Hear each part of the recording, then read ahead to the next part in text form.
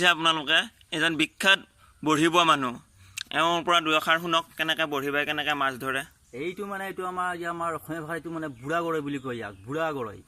এইটো মানে মই মানে সেই মকৰাটো বিচাৰি কেনে মকৰাটোৰ পৰা বালো বোৱাত তাৰমানে ধৰিলে ধৰি ইয়াত মাৰি দিয়াত ই আহি গ'ল আৰু এনেকৈ এটা মানে কেনেকৈ মাৰিলে কেনেকৈ বঢ়িটো পেলালে এইটো অলপমান তাৰ বিষয়ে নিজৰে খাল এটা আছে খালটোত পুনি পৰি আছে পুনিৰ ওপৰত মানে টোপটো পেলাই থাকিলে ক'ৰবাৰ পৰা খেদি আহি কেনে মাৰি ধৰে এনেকৈ মই মানে সদায় 50-60টা কৰি ধৰোঁ আৰু লাগে মানে আমাৰ ঘৰখনত মাছ অবিহনে ভাত খাবও নোৱাৰি আপোনালোকৰ ঘৰৰ পৰিয়াল কিমান আমাৰ ঘৰৰ পৰিয়াল বহুত বুলি ক'বলৈ নাপায় তথাপিতো মানে কুকুৰটো দি 3.5টাহে কিন্তু মানে আমাৰ 1903টা আৰু কুকুৰটো ধৰিলে 3.5টা এইটো মানে গৰৈ মাছ ইয়াত জঁপিয়াই আছে দেখিলে নহয় হয় হয় এনেকৈ মানে ৰাতিপুৱাৰ পৰা মোটামুটি মই 15-16টা ধৰিলোঁ 15টা ধৰিলোঁ এতিয়া তাৰে কেইটামান কেৰাহীত পৰিছে কেইটামান খালৈত আছে এইটো বৰশীত লাগি আছে এবাৰ নেক্সট মানে এইবাৰ ইয়াৰ পিছত আকৌ হ'ব মানে শ'ল মাছলৈ যোৱা হ'ব ইয়াৰ পিছত